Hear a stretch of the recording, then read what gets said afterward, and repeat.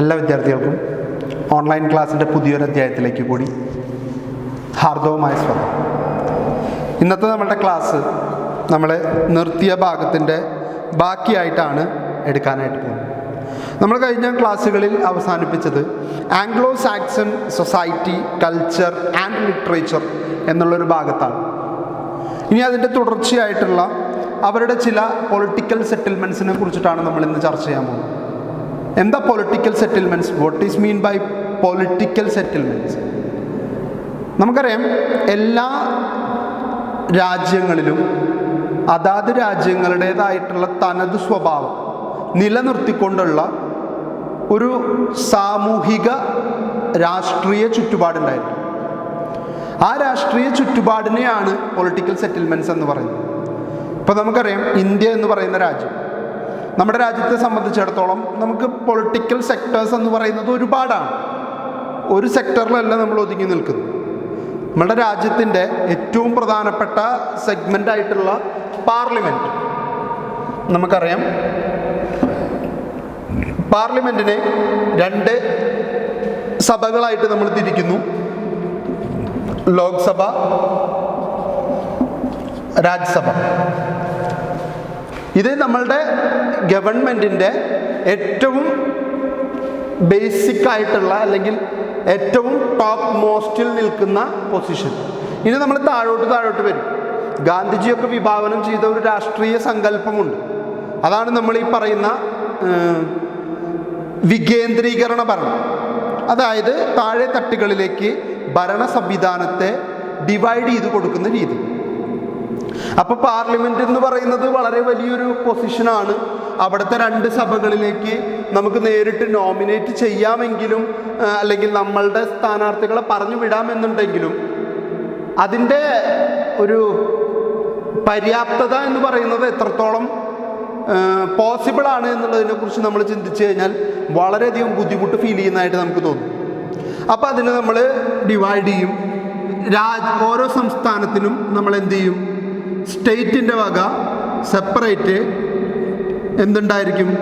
അവരുടേതായിട്ടുള്ള നിയമസഭകൾ ഉണ്ടായിരിക്കും, ലെജിസ്ലേറ്റീവ് അസംബ്ലികൾ ഉണ്ടായിരിക്കും. ഈ ലെജിസ്ലേറ്റീവ് അസംബ്ലിയിലേക്കും നമ്മൾ തിരഞ്ഞെടുക്കുന്ന ജനപ്രതിനിധികളാണ് പോകുന്നതെങ്കിലും അവിടേക്കും തെരഞ്ഞെടുപ്പ് എന്ന് പറയുന്നത് വളരെ പ്രാക്ടിക്കലി അത്ര നല്ലതല്ലാത്ത രീതിയിലായതുകൊണ്ട് നമ്മൾ എന്ത് ചെയ്യേണ്ടി വരും? ഇതിനെയും പിന്നെയും ഡിവൈഡ് ചെയ്യേണ്ടതായിട്ട് വരും. അപ്പോൾ ഈ നിയമസഭയെ നമ്മൾ പിന്നെയും ചെറുതാക്കുന്നു. അപ്പോൾ നമ്മൾ കോർപ്പറേഷൻ, മുനിസിപ്പാലിറ്റി, അത് കഴിഞ്ഞാൽ ജില്ലാ പഞ്ചായത്ത്, ഡിസ്ട്രിക്റ്റ് പഞ്ചായത്തുകൾ, ബ്ലോക്ക് പഞ്ചായത്ത്, ദെൻ കൂടുതലായിട്ട് ഗ്രാമപഞ്ചായത്ത്. ഇതാണ് നമ്മൾ സാധാരണഗതിയിൽ ചെയ്യുന്ന ഒരു സിസ്റ്റം എന്ന് പറയുന്നത്. ഇതിൽ കോർപ്പറേഷനുകളെ 5 കേരളത്തിൽ തിരിച്ചിരിക്കുന്നു. മുനിസിപ്പാലിറ്റികൾ ഒരു 15 20 ഉണ്ടെന്ന് വിചാരിച്ചോളൂ. ജില്ലാ പഞ്ചായത്തുകൾ 14 ഉണ്ട്. അതുകൂടാതെ ബ്ലോക്ക് പഞ്ചായത്തുകൾ ഒരു 110 ഉണ്ട്. ഒരു 914 ഗ്രാമപഞ്ചായത്തുകളുണ്ട്. ഇങ്ങനെ പല പല ഡിവിഷനുകളാക്കി തിരിച്ച് നമ്മളുടെ ഏറ്റവും ചെറിയ സെഗ്മെൻ്റാണ് ഗ്രാമപഞ്ചായത്ത് എന്നറിയപ്പെടുന്നത്. കാരണം ഈ ഗ്രാമപഞ്ചായത്തിനും പ്രത്യേകതയുണ്ട്. നേരിട്ട് പഞ്ചായത്ത് പ്രസിഡന്റിനെ അല്ല നമ്മൾ തിരഞ്ഞെടുക്കുക. പഞ്ചായത്തിനെ പല പല വാർഡുകളാക്കി തിരിച്ചിട്ടുണ്ടായിരിക്കും. 1 2 3 4 5 6 ഇങ്ങനെ പല വാർഡുകളായിട്ട് തിരിക്കും. വാർഡ് മെമ്പറെയാണ് നമ്മൾ ഓരോരുത്തരും തിരഞ്ഞെടുക്കുക. ബ്ലോക്ക് പഞ്ചായത്തിലേക്കും നമ്മൾ മെമ്പറെയാണ് തിരഞ്ഞെടുക്കുക. ജില്ലാ പഞ്ചായത്തിലേക്കും നമ്മൾ നമ്മളുടെ മെമ്പറിനെ തിരഞ്ഞെടുക്കും. അതാത് പ്രസിഡന്റുമാരെ, ബ്ലോക്ക് പഞ്ചായത്തിൻ്റെയും ജില്ലാ പഞ്ചായത്തിൻ്റെയും ഗ്രാമപഞ്ചായത്തിൻ്റെയൊക്കെ പ്രസിഡന്റുമാരെ അതാത് മെമ്പേഴ്സ് കൂടിയിട്ടുള്ള ഒരു ചെറിയ കമ്മിറ്റി ഫോം ചെയ്ത് ആ കമ്മിറ്റിയാണ് ആരെ കണ്ടുപിടിക്കുക? ഇത് ആര് വേണം എന്ന് ഫൈനലൈസ് ചെയ്യും. അപ്പം ഇതേപോലെ ആംഗ്ലോ സാക്സൺ പീരീഡിലും ഇംഗ്ലണ്ടിൽ പൊളിറ്റിക്കൽ സെഗ്മെൻറ്റുകൾ ഉണ്ടായിരുന്നു. അവരുടെ കാര്യങ്ങൾ ചർച്ച ചെയ്യാനായിട്ട് അവർക്ക് വേണ്ട തീരുമാനങ്ങൾ എടുക്കാൻ പറ്റിയ ചെറിയ ചെറിയ കമ്മിറ്റികളെ അവർ തന്നെ രൂപീകരിച്ചിരുന്നു. അപ്പോൾ എങ്ങനെയാണ് ആ കമ്മിറ്റികൾ ഫോം ചെയ്യപ്പെട്ടത്? എന്താണ് ആ കമ്മിറ്റികളുടെ പ്രത്യേകത? എങ്ങനെയാണ് ആ കമ്മിറ്റി ഫങ്ഷൻ ചെയ്തിരുന്നത് എന്നാണ് നമ്മളിനി കാണാനായിട്ട് പോകും. അപ്പോൾ ഈ നേരത്തെ പറഞ്ഞ ഈ രാജ്യസഭ, ലോക്സഭ, മുനിസിപ്പാലിറ്റി, കോർപ്പറേഷൻ ഇങ്ങനെയുള്ള ഐഡിയ നിങ്ങളുടെ മനസ്സിലുണ്ടായിരിക്കും. കാരണം അതിൻ്റെ ഒരു തനത് സ്വഭാവം നിലനിർത്തിക്കൊണ്ടാണ് ഇനി ഇവിടെ നിന്ന് അങ്ങോട്ട് നമ്മൾ പറയാൻ പോകുന്നത് എല്ലാം. 100 കോഡ്സ്, ഷിർ ആൻഡ് വിറ്റൺ, 3 എണ്ണം ഇവിടെ എഴുതിയിട്ടുണ്ട്. 100, ഷിർ, വിറ്റൺ. എന്താണ് ഇത് 3 എന്നുള്ളതാണ് നമ്മൾ ഇനി കാണാൻ പോകുന്നത്. 100 and Shir were the administrative division during the Anglo-Saxon period. In the Anglo-Saxon society, an ordinary prosperous freeman generally owned an area of land about 60 to 100 acres of land. This land was called Hide. ആദ്യത്തെ political segment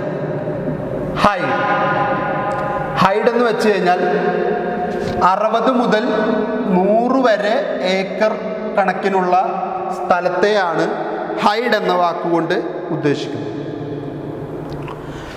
60 acre മുതൽ 100 acre വരെയുള്ള സ്ഥലം ഉണ്ടെങ്കിൽ ആ political സ്ട്രാറ്റയെ, സെഗ്മെന്റിനെ വിളിക്കുന്ന പേരാണ് hide. അപ്പോൾ ഇത് സ്വന്തമാക്കി വെച്ചിരിക്കുന്ന ഒരാളുണ്ടായിരിക്കും, ഒരു ഫ്രീമൻ. ആരുടെയെങ്കിലും സ്വന്തമായിരിക്കുമല്ലോ. ഈ 60 മുതൽ 100 ഏക്കർ വരെയുള്ള സ്ഥലം ഒരാളുടെ കീഴിലുള്ളതായിരിക്കും. അപ്പോൾ ഈ ഹൈഡിന് സ്വന്തമായിട്ടൊരു അധിപനുണ്ടായിരിക്കും, ഒരു ഓണർ ഉണ്ടായിരിക്കും. ഹൈഡിന് ഓണർ ഉണ്ട്. This hide was sufficient to maintain the owner's household and family in comfortable circumstances. അപ്പോൾ ഇവിടെ ഓണറിനെ പരിപാലിക്കേണ്ട ഉത്തരവാദിത്തം, അദ്ദേഹത്തിൻ്റെ ഫാമിലിയുടെ കാര്യങ്ങൾ മുഴുവൻ ഫുൾഫിൽ ചെയ്യേണ്ട ഉത്തരവാദിത്തം ഈ 60 മുതൽ 100 ഏക്കർ വരെയുള്ള ഈ സ്ഥലത്തിനുള്ളിൽ അവർ നേടിയെടുക്കണം. അതിന് കൃഷി ചെയ്യാം, മറ്റു പ്രവർത്തനങ്ങൾ ഏതിൽ വേണമെങ്കിലും ഏർപ്പെടാം. പക്ഷേ ഇതിനകത്തുള്ള ഈ ഓണറുടെ ഫാമിലിക്ക് സപ്പോർട്ടീവായിട്ട് നിൽക്കാൻ, അല്ലെങ്കിൽ ഫുൾഫിൽ ചെയ്യാൻ, അവരുടെ നീഡ്സ് ഫുൾഫിൽ ചെയ്തു കൊടുക്കാൻ ഈ ഹൈഡിനെ കൊണ്ട് സാധിക്കണം. അതായത് 60 മുതൽ 100 ഏക്കർ വരെയുള്ള ഈ സ്ഥലം കൊണ്ട് സാധിച്ചെടുത്തിരിക്കണം. അതാണ് സെൽഫ് സഫിഷ്യൻ്റ് എന്ന് പറഞ്ഞത്. 100 hides formed a unit known as 100. 100 ഹൈഡുകൾ ചേർന്ന്, ഇതുപോലെ 60 മുതൽ 100 ഏക്കർ വരെയുള്ള ഹൈഡുകൾ 100 എണ്ണം ചേർന്ന് കഴിഞ്ഞാൽ അതിനെ പിന്നെ വിളിക്കുന്ന പേരാണ് 100. നമുക്കറിയാവുന്ന കാര്യമാണ്, 100നെ നമ്മൾ പറയുന്ന പേരാണ് 100. അപ്പോൾ 100 ആയിക്കഴിഞ്ഞാൽ 100 ഹൈഡ് അതിനകത്തുണ്ടായിരിക്കും. അതായത് 60 മുതൽ 100 ഏക്കർ വരെയുള്ള 100 എണ്ണം കൂടിച്ചേർന്നത്. അപ്പോൾ അപ്രോക്സിമേറ്റ്ലി ഏകദേശം ഒരു 6000 മുതൽ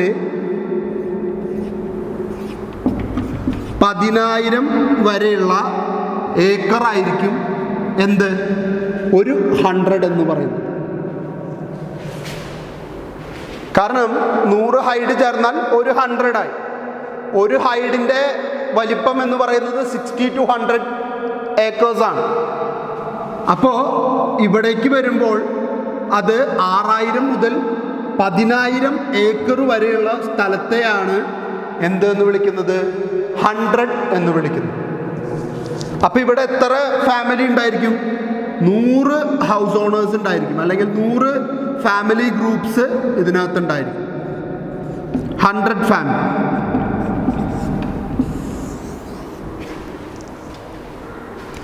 ക്ലിയർ അല്ലേ? ഹൈഡ് എന്ന് പറയുന്നത് ഏറ്റവും ചെറിയ പൊളിറ്റിക്കൽ യൂണിറ്റ്. ആ പൊളിറ്റിക്കൽ യൂണിറ്റ് 60 ഏക്കർ മുതൽ 100 ഏക്കർ വരെയുള്ള സ്ഥലം കൈയടക്കി വെച്ചിരിക്കുന്നു. അതൊരു സിംഗിൾ ഫ്രീമെന്നിൻ്റെ ഓണർഷിപ്പിലായിരിക്കും. ആ ഫ്രീമെന്നിന് വേണ്ട കാര്യങ്ങളൊക്കെ ഈ ഹൈഡ് വഴി അദ്ദേഹം നേടിയെടുക്കുന്നു. 100ഓളം ഹൈഡുകൾ കൂടിച്ചേർന്നാൽ പിന്നീട് അതിനെ വിളിക്കുന്ന പേര് ഹൈഡ് എന്നല്ല, 100. അപ്പോൾ ഒരു സിംഗിൾ 100 എന്ന് പറയുന്ന പൊളിറ്റിക്കൽ യൂണിറ്റ് ഉണ്ടാവുന്നു. ഒരു 100-നകത്ത് 6000 മുതൽ 10000 ഏക്കർ വരെ സ്ഥലം വരും. 100 ഫാമിലികൾ അല്ലെങ്കിൽ 100 ഫ്രീ മെന്നിൻ്റെ ഹൗസ് ഹോൾഡ് ഉൾപ്പെടെയുള്ളവർ ഈ 100-നകത്ത് വരും. 100 ഫാമിലി എന്നുള്ള ആൾക്കാരുണ്ട്. അപ്പം അത് അത്യാവശ്യം വലിയൊരു പൊളിറ്റിക്കൽ, നമ്മളുടെ ഇപ്പോഴത്തെ സാഹചര്യം വെച്ച് നോക്കിയാൽ ലൈക്ക് എ വാർഡ്, ഒരു വാർഡിന് തുല്യമാണ്. ഗ്രാമപഞ്ചായത്ത് ഡിവിഷനിലെ ഒരു വാർഡിനെങ്കിലും തുല്യമായിട്ടുള്ള അവസ്ഥയിലേക്ക് എത്തിയിരിക്കുകയാണ്. This 100 unit had to supply sufficient number of trained soldiers to king when needed. അപ്പോൾ ഏറ്റവും വലിയ പ്രത്യേകത എന്ന് പറയുന്നത് ഈ പൊളിറ്റിക്കൽ സ്ട്രാറ്റകളുടെ ഒക്കെ ടോപ്പ് മോസ്റ്റ് പൊസിഷനിൽ ആര് വരും? കിങ് വരും. അതാണ് ഇവിടുത്തെ ഏറ്റവും വലിയ പ്രത്യേകത. കിങ് ആണ് അൾട്ടിമേറ്റ്.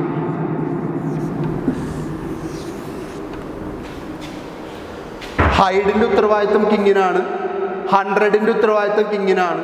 ഇനി വരാൻ പോകുന്ന ഷിറായാലും വിറ്റനായാലും എല്ലാത്തിൻ്റെയും അൾട്ടിമേറ്റ് അധികാരി ആരായിരിക്കും?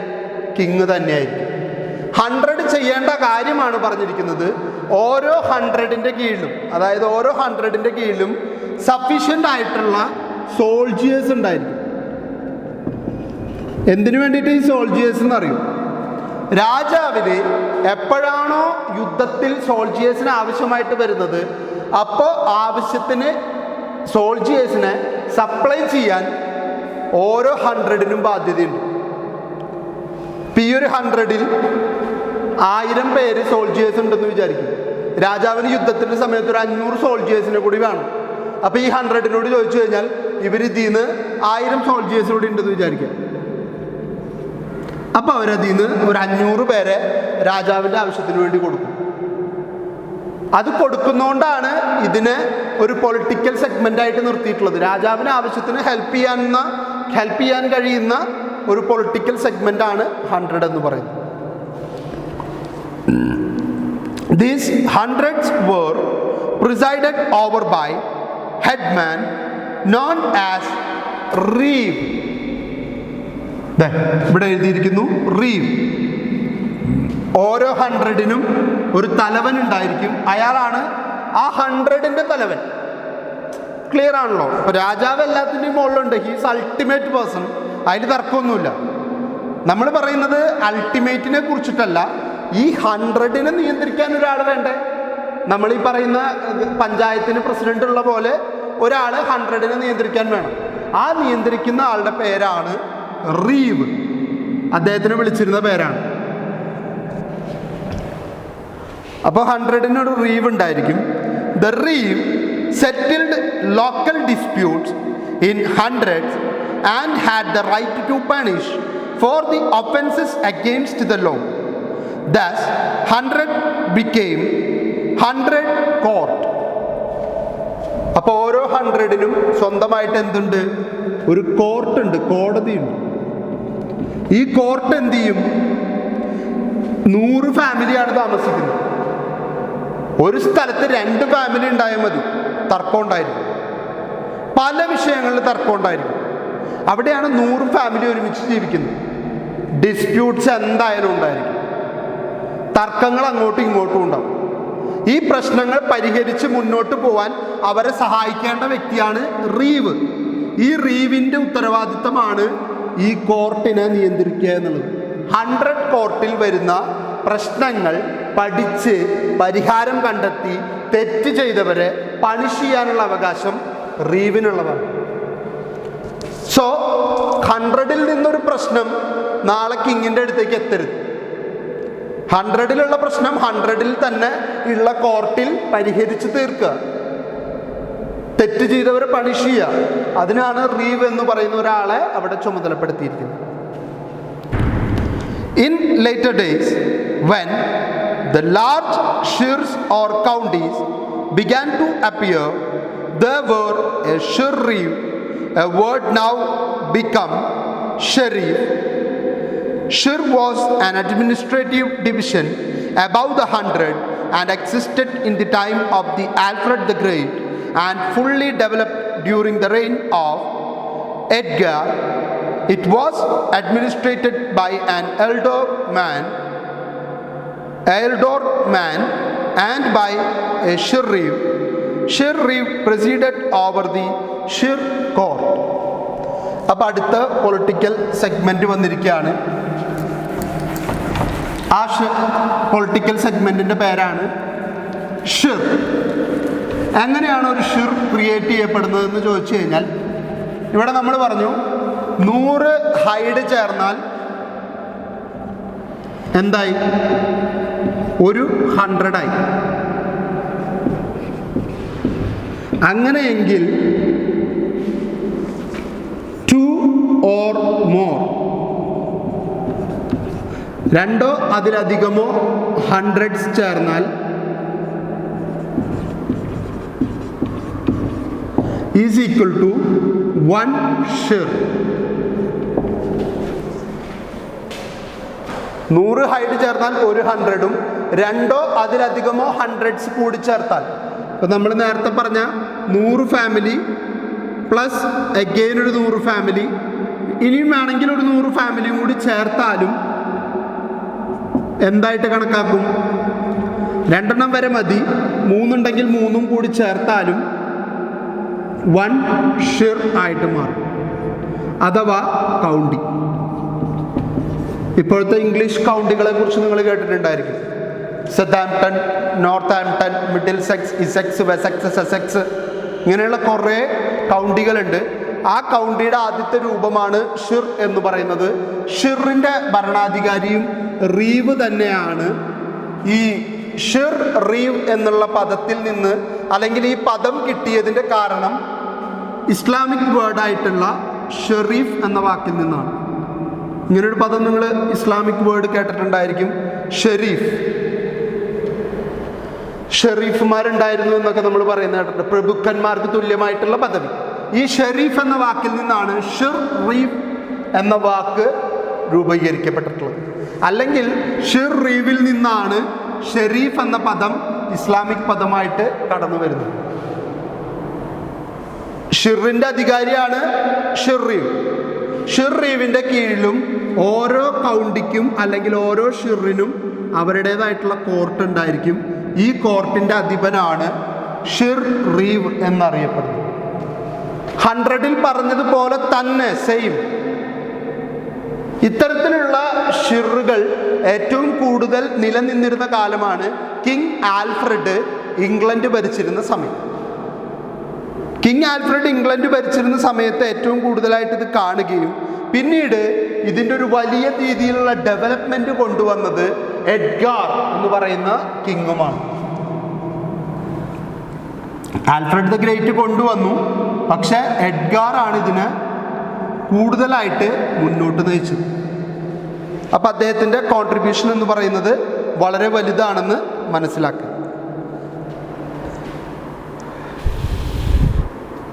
The Witan was the council of Anglo-Saxon kings.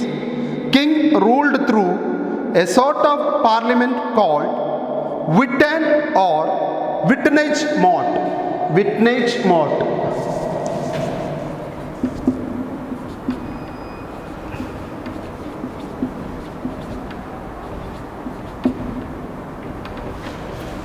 വിറ്റ്നേജ് മോട്ട്. ഈ വിറ്റ്നേജ് മോട്ടിൻ്റെ ഏറ്റവും വലിയ പ്രത്യേകത എന്ന് പറയുന്നത്, ഈ വിറ്റ്നേജ് മോട്ട് രാജാവിന് വേണ്ട നിർദ്ദേശങ്ങൾ കൊടുക്കാനായിട്ട് സഹായകരമായിട്ടുള്ള രീതിയിൽ പ്രവർത്തിക്കുന്ന ഒരു ഗ്രൂപ്പാണ്. ഈ ഗ്രൂപ്പ് എപ്പോഴാണോ രാജാവിന് തീരുമാനങ്ങളിൽ സഹായം ആവശ്യമായിട്ട് വരുന്നത്, അപ്പം അദ്ദേഹത്തെ സഹായിക്കാനുള്ള ഇപ്പോഴത്തെ പാർലമെൻറ്റിന് തുല്യമായിട്ടുള്ള ഗ്രൂപ്പ് തന്നെയാണ്. The Witan was the council of Anglo-Saxon king. King ruled through a sort of parliament called Witan or Wittenage Mort. Members of the royal family, ealdormen, and the Thegans constituted the Witten. അപ്പം നേരത്തെ പറഞ്ഞ ഷിറിലെ അധികാരിയായിട്ടുള്ള എൽഡോർമോൺ എന്നാണ് അറിയപ്പെടുന്നത്. ഈ എൽഡോർമാനെയും അതുപോലെ തന്നെ വിറ്റൻസ് എന്ന് പറഞ്ഞാൽ മിനിസ്റ്റേഴ്സ് എന്നാണ് അർത്ഥം.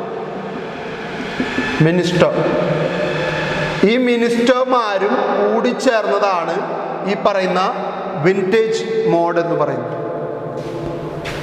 ഈ വിൻറ്റേജ് മോഡിലേക്ക് തിരഞ്ഞെടുക്കപ്പെടുന്ന ആൾക്കാരും മാത്രമാണ് എന്ത് ചെയ്യുന്നത്, രാജാവിൻ്റെ ഉപദേശക സമിതിയിൽ മെമ്പേഴ്സ് ആവുന്നു. It is main duty was to advise the king on all administrative and judicial matters like grant of land to churches or laymen, implementation of new laws, territorial conquest, etc. Sometimes the Witan proved quite strong enough to depose the king and elect to successor of their own choice. അപ്പോൾ ഇവിടെ വളരെ പ്രധാനപ്പെട്ട തീരുമാനങ്ങളൊക്കെ എടുക്കുന്നത് ഈ vintage mode തന്നെയാണ്. പക്ഷേ ഈ വിൻറ്റേജ് മോഡിന് മറ്റൊരു സ്പെഷ്യൽ അധികാരം കൂടിയുണ്ട്. ആർക്കൊക്കെ ഭൂമി പതിച്ചു കൊടുക്കണമെന്ന് തീരുമാനിക്കാനുള്ള അവകാശം. എവിടെയൊക്കെയാണ് ടെറിട്ടോറിയൽ കോൺക്വസ്റ്റ്, നമ്മൾ മറ്റുള്ളവരുടെ അതിർത്തിയിലേക്ക് കടന്നു കയറാൻ അനുവാദം ലഭിക്കാൻ, അല്ലെങ്കിൽ എവിടെയാണ് നമ്മളത് ചെയ്യേണ്ടത് എന്ന് തീരുമാനിക്കാനുള്ള അവകാശം. ഇതൊക്കെ കൂടാതെ എപ്പോഴാണോ രാജാവ് സക്സസർ ഇല്ലാതെ മരിക്കുന്നത്, ആ സാഹചര്യങ്ങളിൽ പുതിയ സക്സസർ രാജാവ് ആരായിരിക്കണമെന്ന് തീരുമാനിക്കാനുള്ള അവകാശം വിൻറ്റേജ് മോഡിനുള്ളതാണ്. അപ്പം അത്രയും പ്രധാനപ്പെട്ട ടീമാണ് ഈ പറയുന്ന ഉപദേശക സമിതി അഥവാ കൗൺസിൽ എന്ന് വിളിക്കപ്പെടുന്ന ഈ ഒരു സംഗതി. അപ്പോൾ ഇത്രയുമാണ് പൊളിറ്റിക്കൽ സ്ട്രാറ്റജിയെ കുറിച്ച് നമുക്ക് ചർച്ച ചെയ്യാം. ഇനി നമ്മൾ കാണാൻ പോകുന്നത് റിലീജിയനെ കുറിച്ചിട്ടാണ്. അന്നത്തെ കാലഘട്ടത്തിൽ റിലീജിയൻ എങ്ങനെയായിരുന്നു, എത്രത്തോളം പ്രാധാന്യം, എങ്ങനെയാണ് അവരുടെ ആ പ്രാധാന്യം അവരുടെ ജീവിതത്തെ സ്വാധീനിച്ചത് എന്നാണ് നമ്മളിനി കാണാൻ പോകുന്നത്. Religion.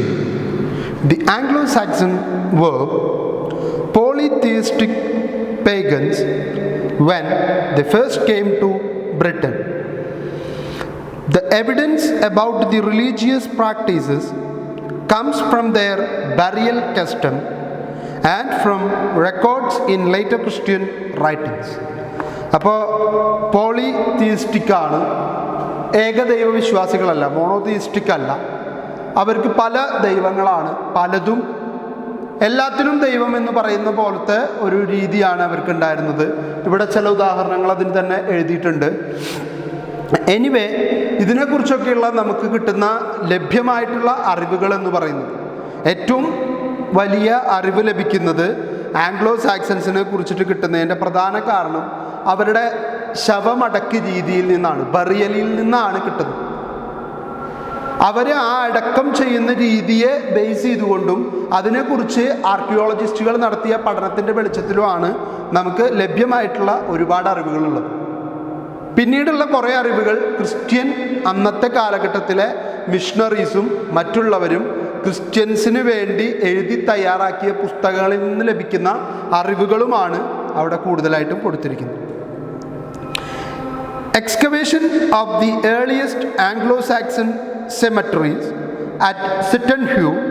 Sutton Hoo is the site of 2 6th and 7th century Anglo-Saxon cemeteries which excavated in 1939.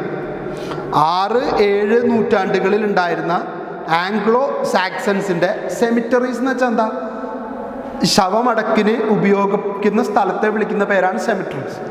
ഈ സെമിറ്ററീസിനെ കുറിച്ച് 1939 നടത്തിയ എക്സ്കവേഷൻ, കുഴിച്ചെടുക്കലിൽ നിന്ന് കിട്ടിയ വിവരങ്ങളുടെ അടിസ്ഥാനത്തിലാണ് ഈ സിറ്റൻ ഹ്യൂ എന്ന് പറയുന്ന സെമിറ്ററി പ്ലേസ് അവർ കണ്ടെത്തിയത്. 1900 വളരെ റീസെൻ്റായിട്ട് കണ്ടെത്തിയിട്ടുള്ളൂ. അപ്പോൾ അത്രയും അടുത്ത് കണ്ടെത്തിയ ഒരു ഇതിൽ നിന്ന് 6-7 നൂറ്റാണ്ടുകളിൽ നടന്ന കാര്യങ്ങളെക്കുറിച്ചുള്ള വിവരങ്ങളാണ് അവർക്ക് കിട്ടുന്നത്. ഷോസ് ദേ ഫേവേർഡ് ക്രിമേഷൻ ഓവർ ഇൻഹ്യൂമേഷൻ. അപ്പം അന്നത്തെ കാലഘട്ടത്തിൽ ആ സെമിറ്ററിയിൽ നിന്നും ലഭിച്ച അവശിഷ്ടങ്ങളുടെ രീതിയിൽ കണക്കാക്കിയാൽ ഇവർക്ക് കുഴിച്ചിടുന്നതിനേക്കാൾ താല്പര്യം കത്തിക്കുന്നതിനെ കുറിച്ചിട്ടാണ്. നമ്മളിപ്പോൾ ചിതയൊക്കെ ഒരുക്കി ഹിന്ദു മതവിശ്വാസികൾ കത്തിക്കുന്നത് പോലത്തെ രീതി തന്നെയാണ് അന്നത്തെ കാലത്ത് ഇവർ കൂടുതലായിട്ടും അവലംബിച്ചത്. എന്നാലും ബറിയലുണ്ട്, കുഴിച്ചിടുന്ന രീതിയും ഉണ്ട്. ഏറ്റവും കൂടുതലായിട്ട് ഉപയോഗിച്ചിരുന്നത് ക്രിമേഷനാണ്, കത്തിച്ച് അതിനെ ചാരമാക്കി കളയുന്ന രീതി. But their dead were sometimes buried with grave goods.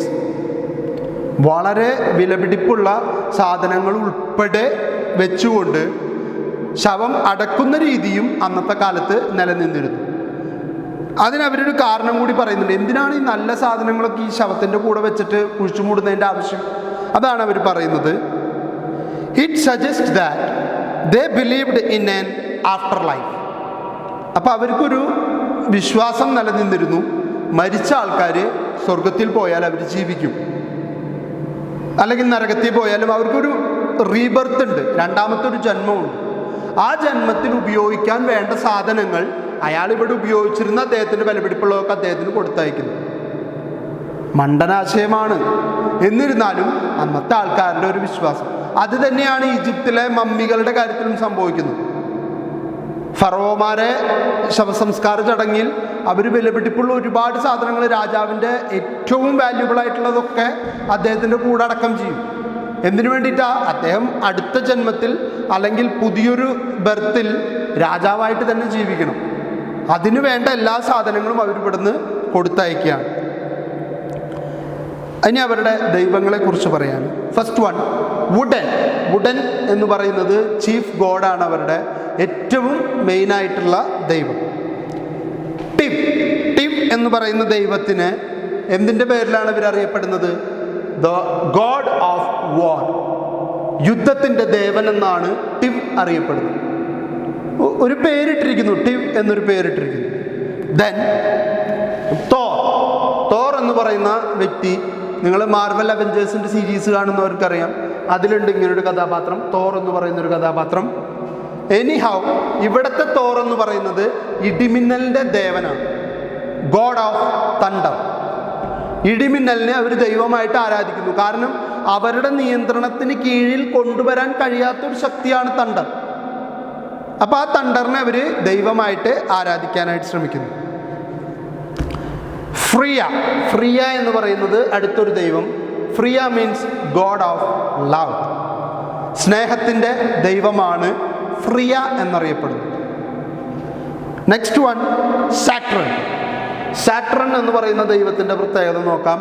Fun and ഫിയസ്റ്റ്. ആഹ്ലാദത്തിൻ്റെ, സന്തോഷത്തിൻ്റെ, ആനന്ദത്തിൻ്റെ ദൈവമായിട്ടാണ് സാട്രൺ എന്ന് പറയുന്ന ദൈവത്തെ ഇവർ കണക്കാക്കുന്നത്. Were prime Anglo Saxon deities. അവരുടെ ദേവന്മാരാണ് ഈ പറയുന്നവരൊക്കെ. Woden, Tiw, Thor, Freya, Saturn. ഓരോരുത്തരും ഓരോ കാറ്റഗറിയിലേക്ക് ഡിവൈഡ് ചെയ്യപ്പെട്ടിരിക്കുന്നു എന്ന് മാത്രം. Temples to Woden or Thor were built by kings or rich land owners. ഈ രണ്ട് ദേവന്മാർക്കുമുള്ള അമ്പലങ്ങൾ പണിയുന്നതിൻ്റെ ഉത്തരവാദിത്വം രാജാവിൻ്റെയാണ്. കാരണം കിങ്ങിനാണല്ലോ ഏറ്റവും ആദ്യം വിശ്വാസം വേണ്ടത്. കിങ് പണിയാത്ത സാഹചര്യത്തിൽ വേണമെങ്കിൽ അവിടുത്തെ റിച്ച് പേഴ്സൺ ആരാണോ ആ വ്യക്തിക്ക് വേണമെങ്കിൽ ഒരമ്പലം പണിതു കൊടുക്കുന്നതിൽ തെറ്റൊന്നും അവിടെ പറയില്ല.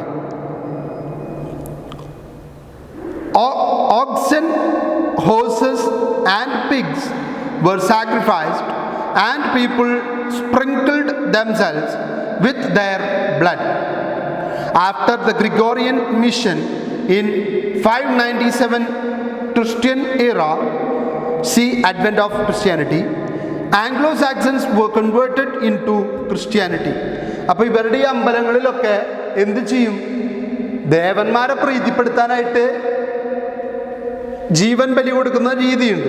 അതിനു വേണ്ടിയിട്ട് അവർ ബലി കൊടുക്കുന്നത് ഒന്നുകിൽ കാളകളെ, അല്ലെങ്കിൽ കുതിരകളെ, ഇതൊന്നും അല്ലെങ്കിൽ പന്നികളെ ബലിയായിട്ട് ദേവന്മാർക്ക് സമർപ്പിക്കുന്ന രീതിയും അവരുടെ വിശ്വാസത്തിൻ്റെ ഭാഗമായിട്ട് നിലനിന്നിരുന്നു. എന്നിട്ട് അവരവരുടെ ആളുകളുടെ മേത്ത് ഇതിൻ്റെ രക്തം തെളിച്ചിട്ടാണ് അവർ എന്ത് ചെയ്യുന്നത്, ഈ ആരാധനാക്രമത്തിൽ പങ്കെടുക്കുന്നത്. പക്ഷേ 597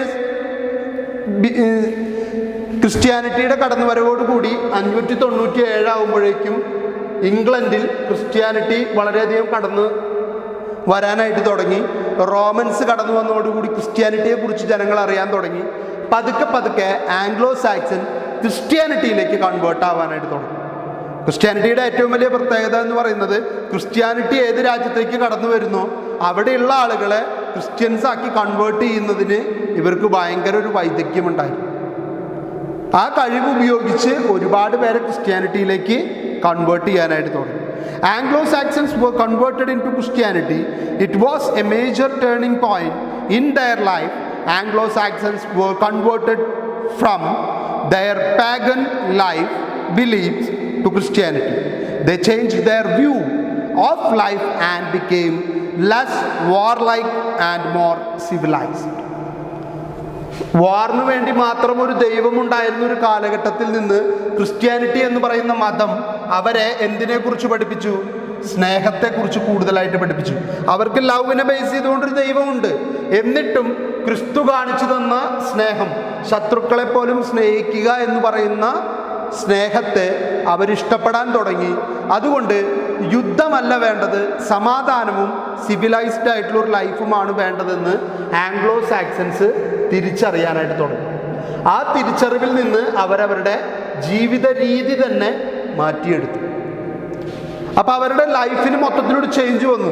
പല ദൈവങ്ങളിൽ വിശ്വസിക്കുന്ന ഒരു ക്രെഡിബിലിറ്റി ഇല്ലാത്ത വിശ്വാസ സമൂഹത്തിൽ നിന്ന് മാറി ക്രിസ്ത്യാനിറ്റി എന്ന് പറയുന്ന ഒരു സിംഗിൾ ഗോഡ് ബിലീഫിലേക്ക് അവർ മാറാനായിട്ട് തുടങ്ങി. അത് തന്നെയാണ് ഏറ്റവും വലിയ മാറ്റം എന്ന് പറയുന്നത്. അവരുടെ ലൈഫിൽ പൂർണ്ണമായിട്ടുള്ള ചേഞ്ച് കൊണ്ടുവരാൻ കാരണമായത് ക്രിസ്ത്യാനിറ്റിയാണ്. ക്രൈസ്റ്റിനെ കുറിച്ച് മനസ്സിലാക്കാനും ക്രൈസ്റ്റിനെ കുറിച്ച് പഠിക്കാനും തുടങ്ങിയ ആംഗ്ലോ സാക്സൻസ് ഇതിലേക്ക് കൺവേർട്ടഡ് ആവുകയും അവരുടെ ജീവിതത്തിന് മാറ്റം കൊണ്ടുവരാനായിട്ട് അവർ ശ്രമിക്കുകയും ചെയ്തു. They changed their way of life and became less war-like and more civilized. യുദ്ധപ്രിയന്മാരായിരുന്ന, യുദ്ധക്കൊതിയന്മാരായിരുന്ന ഇവർ സ്വയം മാറാനും ഒരു സിവിലൈസ്ഡ്, ഓർഗനൈസ്ഡ്, സംസ്കാരമുള്ളവരായിട്ട് തീരാനായിട്ട് ഇത് കാരണമാണ്. ഇനി നമ്മൾ പോകുന്നത് ആംഗ്ലോ സാക്സൺ ലാംഗ്വേജ് ആൻഡ് ലിറ്ററേച്ചറിലേക്കാണ്. എങ്ങനെയാണ് അന്നത്തെ കാലത്ത് ലിറ്ററേച്ചറിന് കിട്ടിയിരുന്ന പ്രാധാന്യം, ഇത്തരം പല ദൈവങ്ങളിൽ വിശ്വസിച്ചിരുന്ന ഒരു പോളിതീക്കൻസ് എന്ന് പറയുന്ന ആളുകൾ, പോളിതീസിസ് എന്ന് പറയുന്ന ആളുകൾ എങ്ങനെയാണ് ലിറ്ററേച്ചറിനെ കുറിച്ച് അല്ലെങ്കിൽ ലാംഗ്വേജിന് അന്ന് എത്രത്തോളം പ്രാധാന്യം കൊടുത്തിരുന്നു എന്നുള്ളതാണ് നമ്മൾ ഇനി കാണാനായിട്ട് പോകുന്നത്.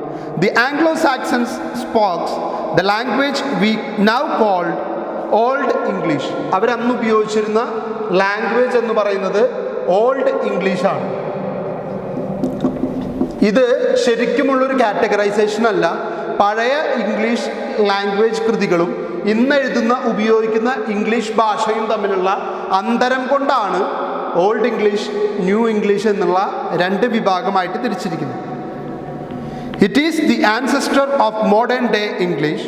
Old English was spoken and written in Anglo-Saxon Britain from Christian era 450 until 1150 Christian era. 450 മുതൽ 1150 വരെയുള്ള കാലഘട്ടങ്ങളിൽ നിലനിന്നിരുന്ന ഒരു രീതിയാണ്, അല്ലെങ്കിൽ ഇംഗ്ലീഷ് ഭാഷയുടെ ഉപയോഗമാണ് ഓൾഡ് ഇംഗ്ലീഷ് എന്ന പേരിൽ അറിയപ്പെടുന്നത്. Surviving Anglo-Saxon manuscripts shows that there were different dialects spoken in different parts of the country, such as West Saxon, Northumbrian and Mercian. അതായത് ആംഗ്ലോ സാക്സൻസിൻ്റെ ഓൾഡ് ഇംഗ്ലീഷ് തന്നെ ഓരോ ഡയലക്റ്റ് ആയിട്ടാണ്. അതായത് ഇപ്പോൾ ഇതൊരു ഫസ്റ്റ് കൗണ്ടി, ഇത് സെക്കൻഡ് കൗണ്ടി, ഇത് third county. ഈ കൗണ്ടിയിൽ ഉപയോഗിക്കുന്ന രീതിയിലായിരിക്കില്ല ചിലപ്പോൾ സെക്കൻഡ് കൗണ്ടിയിൽ എന്തുപയോഗിക്കുന്നുണ്ടായിരിക്കുക, അവർ ഓൾഡ് ഇംഗ്ലീഷ് ലാംഗ്വേജ് ഉപയോഗിക്കുന്നുണ്ടായിരിക്കും. ആ ഭാഷാപരമായിട്ടുള്ള വൈരുദ്ധ്യം എല്ലാത്തിലും കാണാനായിട്ട് പറ്റും. ഇപ്പം നമ്മൾ പാലക്കാടൻ സ്ലാങ്, തൃശ്ശൂർ സ്ലാങ് എന്ന് പറയുന്ന പോലെ തന്നെയുള്ള വ്യത്യാസങ്ങൾ ഓൾഡ് ഇംഗ്ലീഷിൽ തന്നെ പല കൗണ്ടികളിൽ പല രീതിയിലാണ് ഉപയോഗിച്ചിരുന്നത്. ഇവിടെ ഉപയോഗിക്കുന്ന പോലെ ആയിരിക്കണം എല്ലാം ഇപ്പുറത്തും ഉപയോഗിക്കുന്നതെന്ന് നമുക്ക് നിർബന്ധം പിടിക്കാനായിട്ട് പറ്റില്ല. The oldest English poem, Cadmon's Hymn, was written in Northumbrian dialect of English.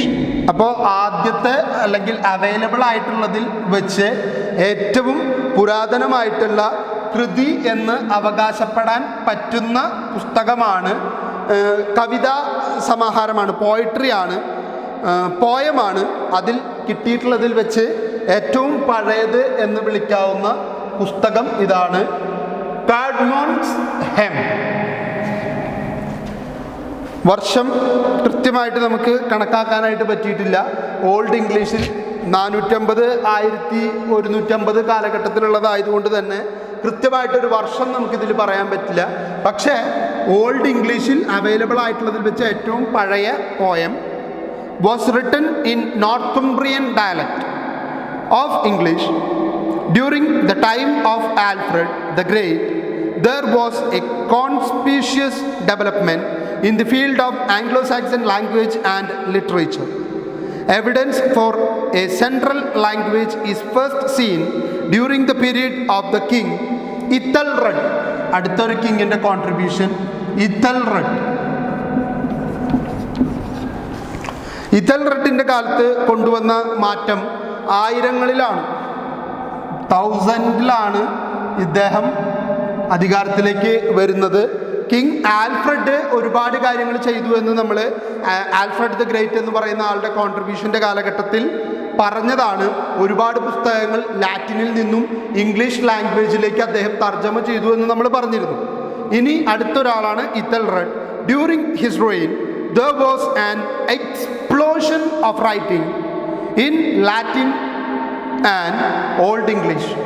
Old ഇംഗ്ലീഷിലും ഇദ്ദേഹത്തിൻ്റെ കാലത്ത് പുസ്തകങ്ങൾ എഴുതിയിരുന്നു, പ്ലസ് ലാറ്റിൻ ഭാഷയിലും ഒരുപാട് എഴുതിയിരുന്നു. എന്തുകൊണ്ടാണ് ലാറ്റിനിൽ എഴുതുന്നത്?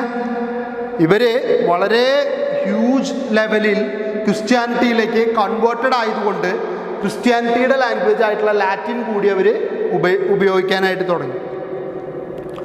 This included the first English law code prepared in the Old English and collection of contemporary and classic poetry such as Beowulf. Beowulf വളരെ പ്രധാനപ്പെട്ട ഒരു പുസ്തകമാണ്. ബിയോവുൾഫിൽ പറയുന്നത് the heroic poem Beowulf is the highest achievement of the English literature and the earliest European vernacular epic. സ്വന്തം ലാംഗ്വേജിൽ, അതായത് അവരുടെ തനതു ഭാഷയിൽ എഴുതിയ ആദ്യത്തെ ഇതിഹാസം എപ്പിക് എന്ന് വിളിക്കപ്പെടുന്നതാണ് ബിയോവുൾഫ്. അവൈലബിൾ ആയിട്ടുള്ളതിൽ വെച്ച് ഏറ്റവും പുരാതനമായിട്ടുള്ള എപ്പിക് കാവ്യമാണ് ബിയോവുൾഫ് എന്ന് പറയുന്നത്. അത് ഓൾഡ് ഇംഗ്ലീഷിലാണ് എഴുതിയിരിക്കുന്നത്. The poem deals with the event of the early 6th century. Most scholars argued that Beowulf was composed between 700 and 750.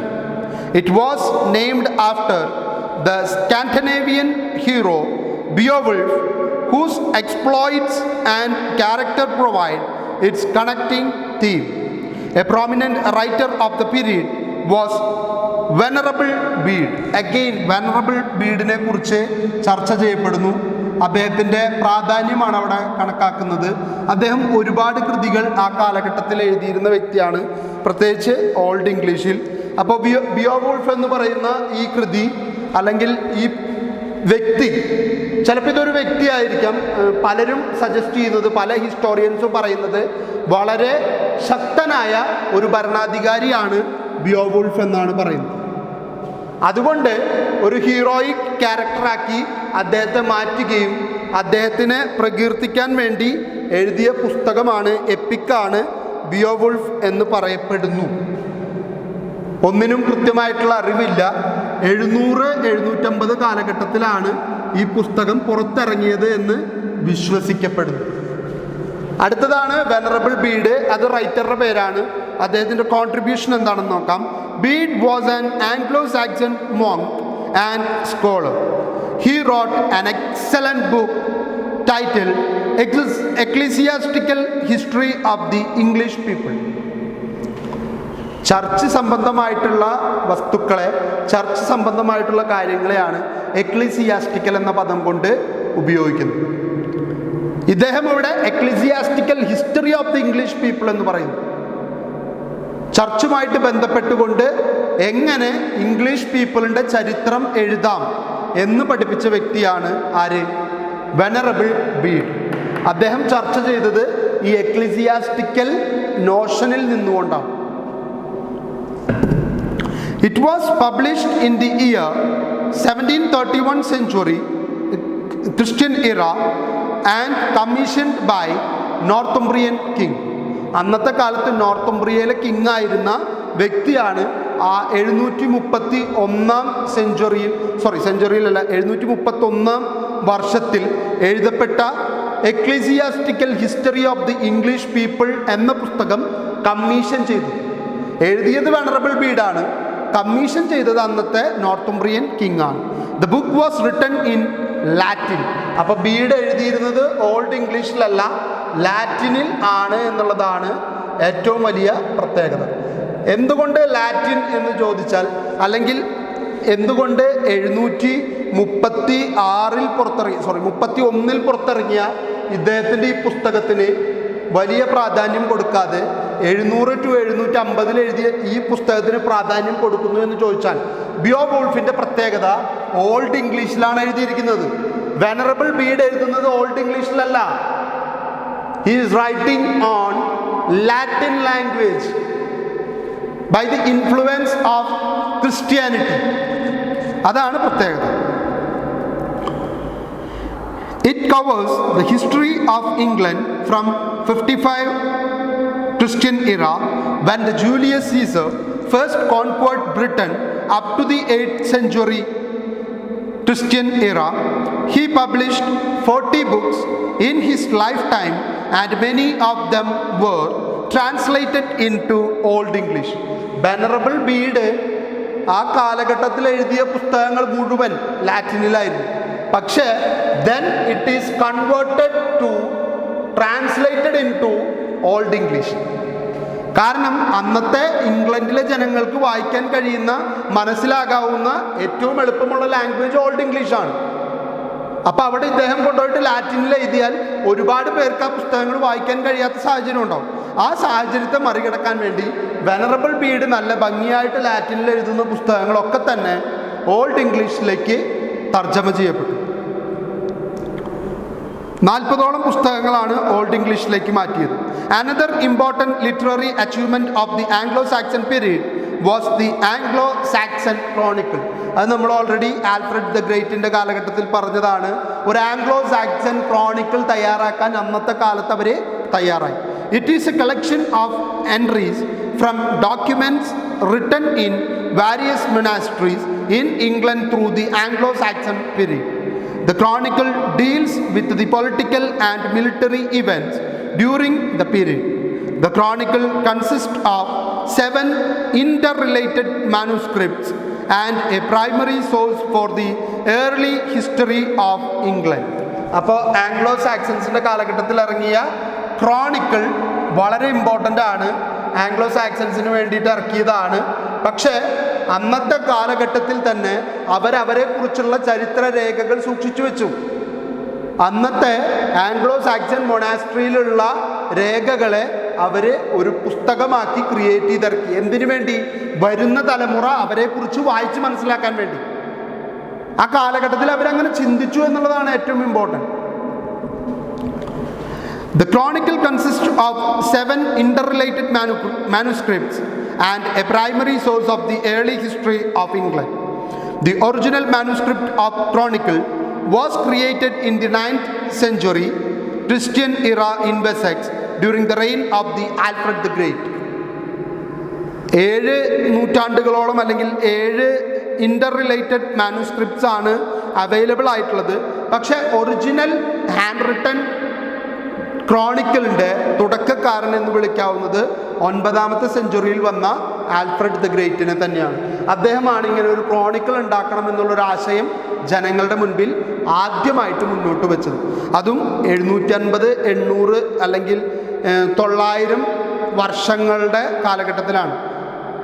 ഇവിടെ നിന്നും 1100, 1150 വർഷം മുൻപത്തെ കാര്യമാണ് പറയുന്നത്. അന്ന് തൊട്ടേ ചരിത്രരേഖയാക്കി വെക്കണം എന്നുള്ള ആൽഫ്രഡിൻ്റെ ആ തോന്നലാണ് ഇന്ന് നമുക്ക് അവൈലബിൾ ആയിട്ടുള്ള പല ഡീറ്റെയിൽസും പകർന്നു തരാനായിട്ട് സഹായിക്കുന്നത്. അപ്പോൾ ഇത്രയുമാണ് ആംഗ്ലോ സാക്സൻസിനെ കുറിച്ചിട്ട് നമുക്ക് ചർച്ച ചെയ്യാനുള്ളത്. നമ്മളതിൽ ആംഗ്ലോ സാക്സൻസിൻ്റെ കാലഘട്ടത്തിലെ ഹെപ്പറ്റാർക്കി ചർച്ച ചെയ്തു, ആൽഫ്രഡ് ദ ഗ്രേറ്റിനെ കുറിച്ച് ചർച്ച ചെയ്തു, അദ്ദേഹത്തിൻ്റെ കീഴിൽ നടന്ന ലേണിംഗ്, അദ്ദേഹത്തിൻ്റെ അഡ്മിനിസ്ട്രേറ്റീവ് പ്രോസസ്സ്, അദ്ദേഹം ആംഗ്ലോ സാക്സൺ സൊസൈറ്റിക്കും കൾച്ചറിനും ലിറ്ററേച്ചറിനും കൊടുത്ത പ്രാധാന്യം എത്രത്തോളമാണെന്ന് കണ്ടു. അതിനുശേഷം അവരുടെ പൊളിറ്റിക്കൽ സെറ്റിൽമെൻറ്റ്സിനെ കുറിച്ച് കണ്ടു, റിലീജിയൻസിനെ കുറിച്ച് കണ്ടു. അതിനുശേഷം ഏറ്റവും അവസാനം ലാംഗ്വേജ് ആൻഡ് ലിറ്ററേച്ചർ എന്ന് പറയുന്നതിന് മൊത്തത്തിൽ നമ്മളൊന്ന് കണ്ടു നോക്കി. ആൽഫ്രഡിൻ്റെ കാലത്തുള്ളത് മാത്രമല്ല, ത്രൂ ഔട്ട് ആംഗ്ലോ സാക്സൺ പീരീഡിൽ ഉണ്ടായിട്ടുള്ള എല്ലാ ഡെവലപ്മെൻറ്റ്സിനെയും കുറിച്ച് നമ്മളൊന്ന് കണ്ടു നോക്കി. ഇനി അഡ്വെൻറ്റ് ഓഫ് ദി ഡെയിൻസ് ഇംഗ്ലണ്ടിലേക്ക് കടന്നു വന്നപ്പോൾ ഉണ്ടായ പ്രധാനപ്പെട്ട മാറ്റങ്ങൾ എന്തൊക്കെയാണ് എന്നാണ് നമ്മളിനി നെക്സ്റ്റ് ക്ലാസ്സിൽ ചർച്ച ചെയ്യാനായിട്ട് പോകുന്നത്. അപ്പോൾ എല്ലാവർക്കും നല്ലൊരു ദിവസം ഉണ്ടാവട്ടെ. കോവിഡിൻ്റെ ഈ കാലഘട്ടത്തിൽ സുരക്ഷിതമായിട്ട് ഇരിക്കാനായിട്ട് എല്ലാവരും പ്രത്യേകം ശ്രദ്ധിക്കുക.